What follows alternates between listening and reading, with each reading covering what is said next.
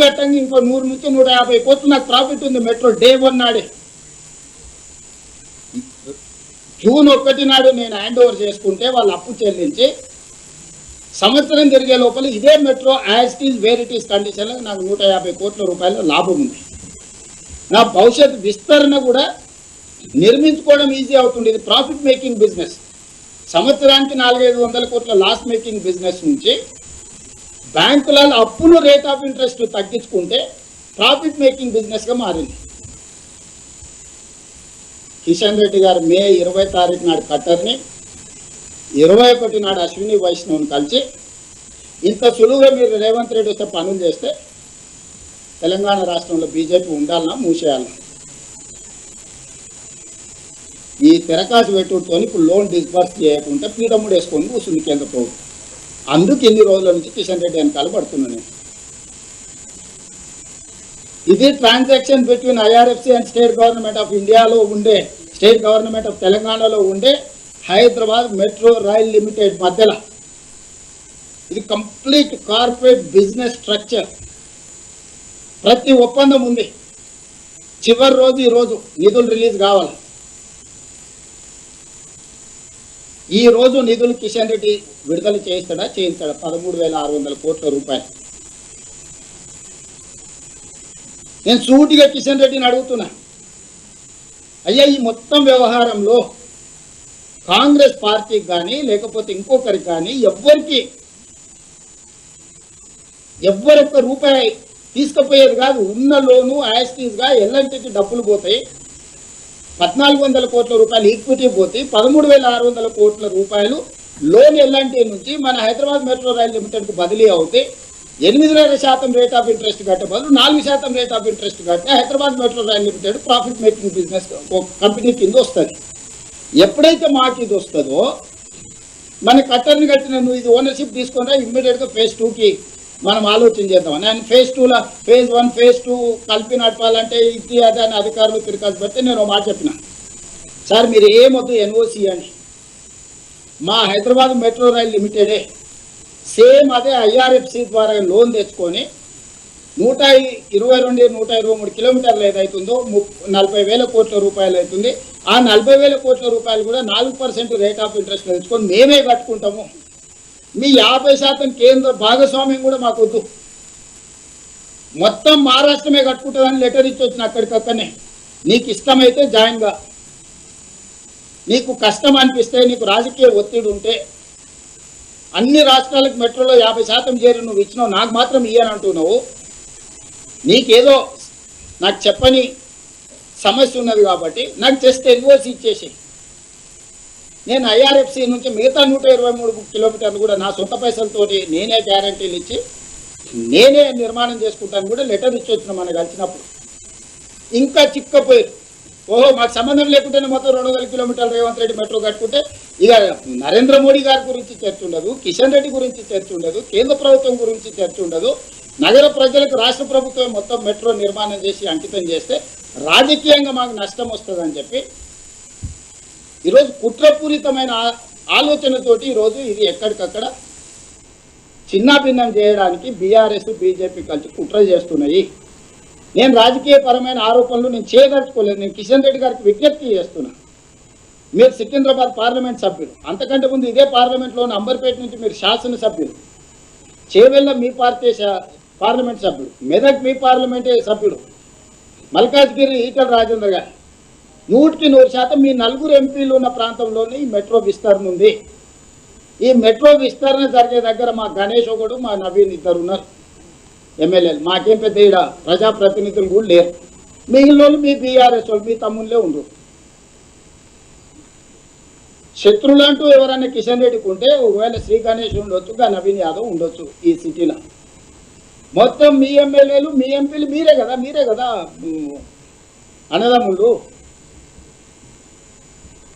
ఎందుకు కిషన్ రెడ్డి బాధ్యత తీసుకోడు? కిషన్ రెడ్డి నిజంగానే మెట్రో అయిపోయిన దానికి కట్టర్ని కలిసినప్పుడు నన్ను ఎందుకు తీసుకుపోడు? వరంగల్ ఎయిర్పోర్ట్ మొత్తం కొలిక్కొచ్చి రామ్మోహన్ నాయుడుని కలుస్తాడు, ఏం మాట్లాడిండో చెప్పడు. అశ్విని వైష్ణవ్ని కలుస్తాడు, ఏం మాట్లాడిండో చెప్పడు. ఆయన కలిసి వచ్చిన తర్వాత నేను పోయి కలిస్తే వాళ్ళ మాటలు మనకు అర్థం కాదా? మనం ఏ సమాజంలో ఉన్నాము? ఒక మనిషి మనతో వ్యవహరించేది మాట్లాడే విధానాన్ని మనం అర్థం చేసుకోలేమా? ఈరోజు మొదటి విడత రాష్ట్ర ప్రభుత్వం Hyderabad metro rail limited take over చేస్తేనే రెండవ విడత అనేది నిర్మాణానికి అవకాశం ఉంది. మొదటి విడత టేక్ ఓవర్ చేయాలి అని అంటే ఇండియన్ రైల్వే ఫైనాన్స్ కార్పొరేషన్ 13,600 కోట్ల రూపాయల ఒప్పందం ప్రకారము నిధులు రిలీజ్ చేయాలా. దీనికి ఇంకో తిరకాసు ఉంది. జపాన్ నుంచి ఆల్రెడీ వాళ్ళు పైసలు తెచ్చి బ్యాంకులో పెట్టుకున్నారు. జపాన్ ఆల్రెడీ ఐఆర్ఎఫ్సి ఖాతాలో పైసలు వేసేసింది. నేను నా మార్జిన్ మరి 1,400 కట్టేసిన.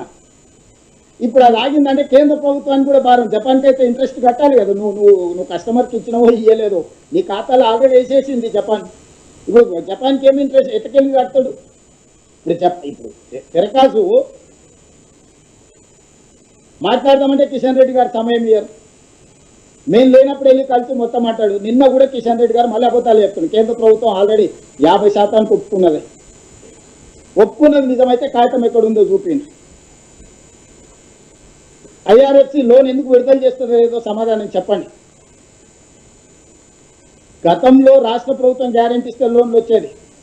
ఐఆర్ఎఫ్సి మాకేం కండిషన్ పెట్టింది తెలుసా?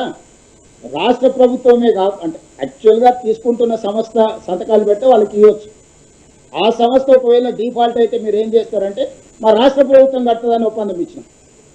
దాని తర్వాత మళ్ళీ తిరకాసు పెట్టారు. ఒక్క రాష్ట్ర ప్రభుత్వమే కాదు, మాకు ఆర్బీఐ కూడా గ్యారెంటీ కింద సంతకం పెట్టమని ఉంది అని ఆర్బీఐ నుంచి కూడా లెటర్ తీసుకుపోయి ఇచ్చిన. ఒకవేళ ఆ సంస్థ హెచ్ఎంఆర్ఏలు కట్టకపోతే రాష్ట్ర ప్రభుత్వం కట్టదు, రాష్ట్ర ప్రభుత్వం కట్టకపోతే ఆర్బీఐలో తెలంగాణ రాష్ట్ర ప్రభుత్వం ఏ రూపాయి పడ్డా డైరెక్ట్ వాళ్ళే తీసేసుకునేటట్టు అందరితో తీసుకొని పోయి ఇచ్చిన. ఏ రోజు కూడా ఈ సమస్యలు నేను ఎవరితోనలే, ఎవరిని అక్యూజ్ చేయలే. ఇప్పటివరకు ఈ దేశంలో ఏ లోను కూడా తీసుకున్న కార్పొరేషన్ గ్యారంటీ కింద ఉంటుంది, లేకపోతే రాష్ట్ర ప్రభుత్వం కౌంటర్ గ్యారంటీ ఇస్తుంది. ఇక్కడ నాకు రిజర్వ్ బ్యాంకును కూడా నేను రిజర్వ్ బ్యాంకు నుంచి ఆ సంస్థ ఫెయిల్ అయితే రాష్ట్ర ప్రభుత్వం కూడా ఫెయిల్ అయితే రిజర్వ్ బ్యాంకులో మీ పేరు మీద ఏ రూపాయన్నా నేనే తీసుకుంటా అంటే రిజర్వ్ బ్యాంకును కూడా ఒప్పించి ఆ లెటర్ కూడా తీసుకుపోయి ఇచ్చిన. ఇక నాకు ఫిట్టింగ్ పెట్టడానికి ఏం లేదు. లోన్ ట్రాన్స్ఫర్ చేయకుండా ఆపుకొని కూర్చున్నాను. సో ఇప్పుడు కిషన్ రెడ్డి నేను అడుగుతున్నా, లోను ఐఆర్ఎఫ్సి ఆపడానికి కారణం ఏందో మీరు చెప్పండి. ఆ లోనును విడుదల చేయించడానికి మీరు మాట్లాడరా? మీరు బాధ్యత తీసుకుంటారా, తీసుకోరా? రెండవ విడతకు భారత ప్రభుత్వం 50% భాగస్వామిగా నిర్మాణానికి ముందుకు వస్తుందా, లేకపోతే ఆ రెండో విడత కూడా మేమే మా డబ్బులతో కట్టుకోవడానికి మీరు ఎన్ఓసి ఇస్తారా? దీనికి సమాధానం చెప్పండి కిషన్ రెడ్డి గారు. నేను దీని గురించి మాట్లాడితే కిషన్ రెడ్డి గారు సవాళ్ళు చూడుతుండు, తొడలు కొడుతుండు, దెబ్బలు దరుచుకుంటుండు, నన్ను అడ్డుకునేటోడు పుట్టలేదు అంటాడు, నేను ఇళ్ళనే పుట్టిన ఇళ్ళని చచ్చిపోయినా అంటాడు. నువ్వు ఇళ్ళనైనా పుట్టి ఇళ్ళనైనా చచ్చిపో, నువ్వు ఎంపీ కాబట్టి కేంద్ర మంత్రి కాబట్టి అడుగుతున్నా, లేకపోతే నీతో నాకేం పని ఉంది? నువ్వు అక్కడ దాటని అని ఇక్కడ దాటని నాకేం పని ఉందా? కావలికారు పని చేయడానికి మీరంతా ఒకటే కదా.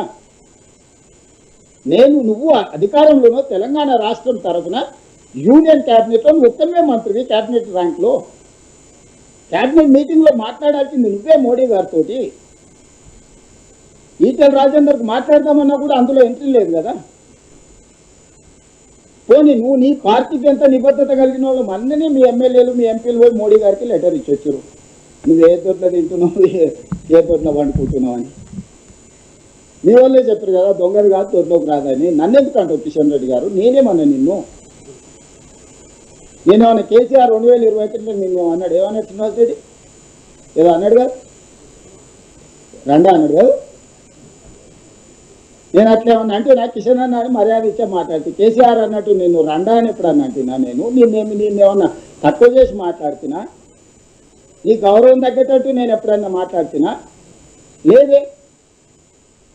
నువ్వు ఒక యూనియన్ క్యాబినెట్ మినిస్టర్, నేను ఒక స్టేట్ చీఫ్ మినిస్టర్. మన ఇద్దరి మధ్యలో సత్సంబంధాలు ఉండాలి, మన ఇద్దరం కలిసి రాష్ట్రానికి నిధులు తీసుకురావాలి, మన నగరాన్ని అభివృద్ధి చేసుకోవాలని మాత్రమే నేను అడిగిన.